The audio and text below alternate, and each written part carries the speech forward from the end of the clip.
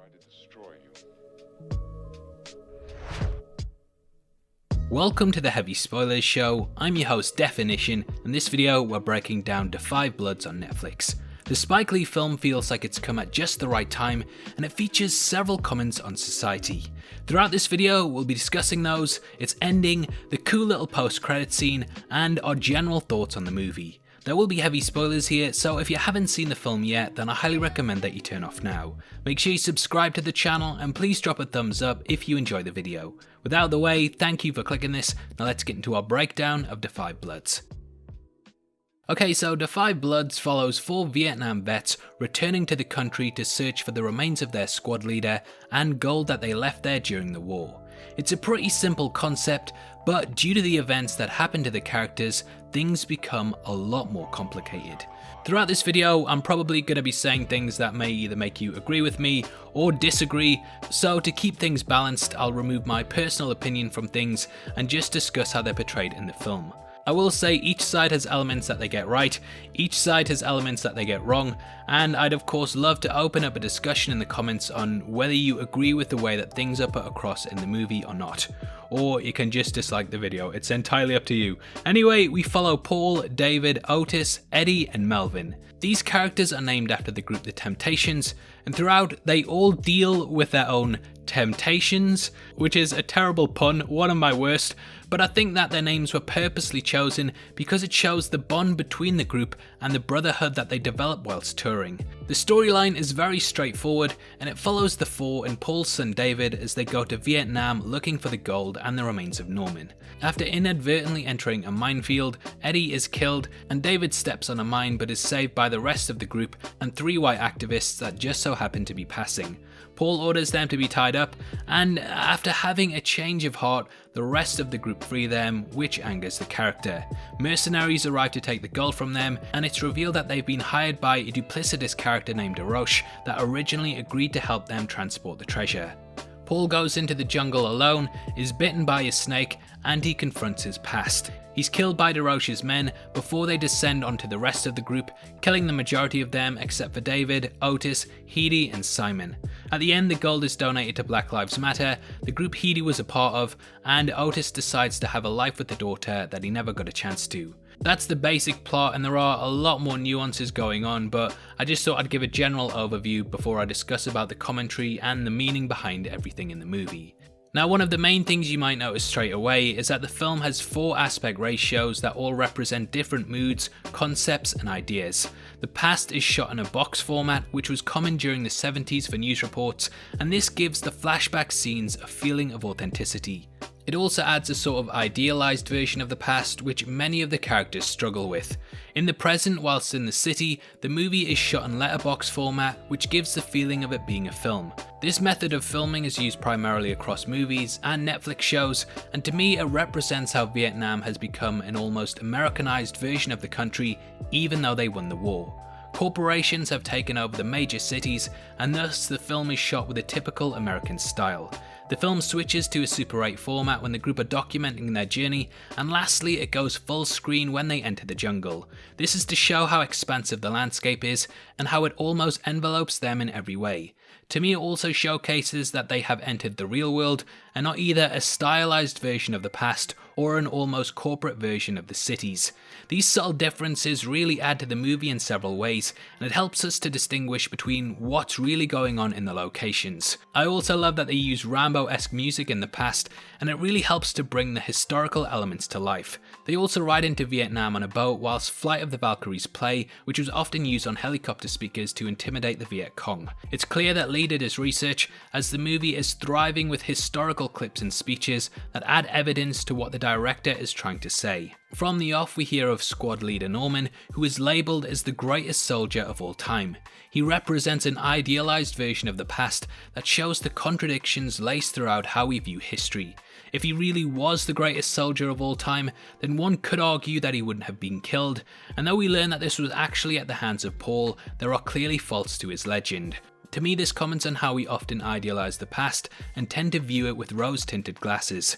Paul wears a hat that says "Make America Great Again," but it could be argued that if the country was so great, it wouldn't have led to the way that things currently are, where there are heavy divisions. This is something that I've seen a director and cast comment upon, and it's clear from the way that Lee talks about things that he definitely doesn't agree with Trump, so I think this message is coming across strongly here, but again, I could be wrong, and this is just how I'm interpreting the film from what I've seen people say. It's also worth noting that this hat is passed from Paul to DeRoche, showing the symbolic passing of the hard work of the African American, then being taken by a white figurehead and labelled as theirs. The fact that Paul was the one that killed Norman and not the Viet Cong also shows that it is human nature to often bring an end to the ones that are closest to us, and this is done through fear and reacting without thinking.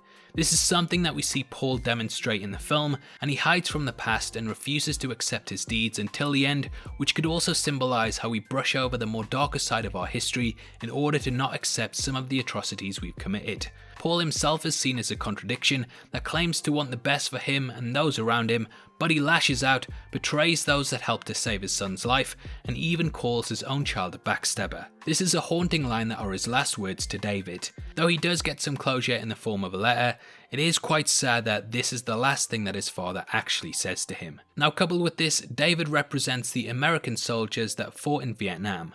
Here is a young man that was promised something greater by his elders, but ultimately this turned out to be untrue. The relationship that the pair have is a harsh one, and clearly Paul holds a grudge against David for something he couldn't control, which was the death of his mother and Paul's wife. Paul's a flawed man that clearly has very different views from his son, and where he is a right-wing Trump supporter, David views the president as a Klansman in the Oval Office.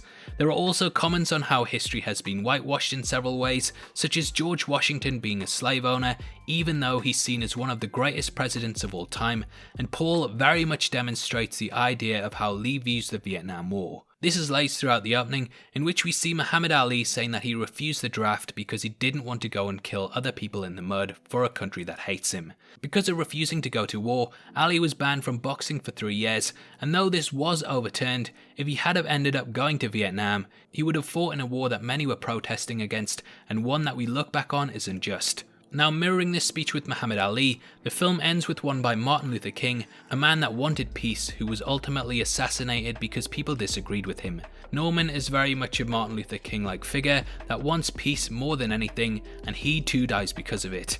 Norman wanted unity, whereas Paul is willing to blindly turn against those that he should have a bond with because someone in power tells him to. He says he suffers from PTSD through ghosts that visit him, was labelled a baby killer and spat on by those that didn't serve, and it may have changed how he viewed nationality, and in doing so made him turn to a political figure that claimed to be able to turn the nation back to what it was before he was hated for his role in the war. This idea of trying to dig up the past in order to get something back is echoed in their other quest to find Norman's remains. Ultimately, trying to go back to this does very little in the grand scheme of things, and they realise that they're still where they were at. I love the line in which Paul tells DeRoche that if it wasn't for Americans in World War II, that he would be speaking German, and this carries a lot with it. It shows that he's ignorant to the actual history and how all nations came together to stop the country during the war, and that this version of history in which America saved everyone simply isn't the truth. This is similar to how African American contributions are often overlooked in favour of a whitewashed version of history in which they didn't play that big of a part, even though the facts tell us otherwise. Paul initially doesn't even want to see Norman, and he tells him to go away, suggesting that, like many, he's unable to deal with the true realities of the past. African American soldiers far outweighed any of the demographics in the conflict, yet Rambo is often showed as the face of the war. Similar, Eddie is thought of as a rich man that has his face all over companies, but we learn he doesn't really own anything and is broke. So he's labelled as having achieved something when really he didn't, and it's others that did the work. When they learn that Martin Luther King has been assassinated, Paul wants blood, but Norman says that they must have peace. When they discover the gold, others want it for the community, but Paul wants it for himself. This short-sighted, selfish view ultimately leads to him being alone and dying filled with regret over the things he did and the way that he treated his son. The others, however, die as part of something or go on to reach a more hopeful outcome. The movie opening with Ali and ending with King does indeed show us these divisions. Ali was a fighter that ultimately refused to fight against those he viewed as similar to himself, and Norman was a peaceful man that wished to one day see a version of America that was truly equal. In the film, both figures were killed, but they died with the hope that things would change. It's said that money is the root of all evil, and this is exemplified in Paul, who leaves his newly shot son in order to go into the jungle with his share of the gold. His greed is ultimately what undoes him. This is how the movie challenges us, and though Paul is initially thought of as a bad person, in the end he does stick by the other Bloods, refusing to sell them out. This shows that he accepts that they are fighting for the same fight, and after speaking to Norman and seeing the reality of this situation, he realizes that it's wrong to go against those he has something in common with in order to serve powers above that don't really care if he lives or dies. DeRoche throws the Make America Great Again cap at Otis at the end, showing that he didn't really care for its ideals and was just perhaps using it as a way to profit. However, he's killed and Otis gets to live, leading to the movie getting a somewhat happy ending. Otis builds a relationship with his daughter, a woman he knew nothing about, but finally embraced in order to move forward. This could exemplify how we must embrace all facets of our history, even the ones that we are initially ignorant to, in order to move forward into a new direction. Money is given to Melvin's family from the gold and also donated to Black Lives Matter and Heedy's Foundation for Landmines. This shows to me that they're trying to donate to the future in order to get things better, whilst also accepting culpability for the past and the weapons that were used to harm people during the war. Heedy feels complicit for France colonizing Vietnam, and she's now paying back through helping the country. Norman's remains return, and we end on a message of hope with David teaching black history at school. Martin Luther King takes us out, saying that there's hope for the future, but we must accept the past, wrongdoings, and try to come to an understanding with one another, otherwise both sides will suffer. Never has this message been more important now, and in a year that has truly beaten humanity from all angles, it's a very important thing to embrace. We must look to things that unify us and not divide us, and that is the true message of the film. The movie ends with the entire crew together in a post-credits scene saying, "Sheet." And though this is very short and sweet, it reminds us, well, we have been through some shit, but we can get through it together. It's also a callback to The Wire, which I appreciate. Now before we get into my final thoughts, I just want to let you know we're giving away a free copy of the Marvel Phase 3 Part 2 box set to one random subscriber. All you have to do to be in with a chance of winning is like the video, subscribe to the channel, and leave your thoughts on the film in the comment section below. The winner is going to be chosen at random on the 15th of June, and the set will be shipped out from then to whoever gets the prize, so best of luck to everyone who takes part. So what did I think of the film itself? Well, I'm sure you can guess, I absolutely loved the movie, and I think it's one of Spike Lee's best. I haven't seen his entire body of work, but this definitely stands at the top, and it provides a lot of social commentary without being too heavy-handed. In the wake of the Black Lives Matter protests, this film is needed now more than ever, and it comes at just an incredible time. I definitely think that this provides a hopeful message, and it's something that we shouldn't shy away from. Overall, I really enjoyed the film, and it gets a 9 out of 10. Now obviously I'd love to hear your thoughts on the movie and what you took from it. Comment below and let me know, and if you enjoyed this video then please drop a thumbs up and make sure you check out our breakdown of the entire MCU timeline, which is going to be linked at the end. We go through the chronology of the Infinity Saga scene by scene, so it's definitely worth checking out if you want to know more. If you want to support the channel from as little as 99 cents a month, then please click the join button below. We massively appreciate it, and as a thank you, you get access to content early. If you want to come chat to us after the show, either follow us at Heavy Spoilers or click the Discord link in the description below. Those are the best ways to keep up to date with the channel, and thanks for sticking with me till the end. Hope you have a great weekend. Take care.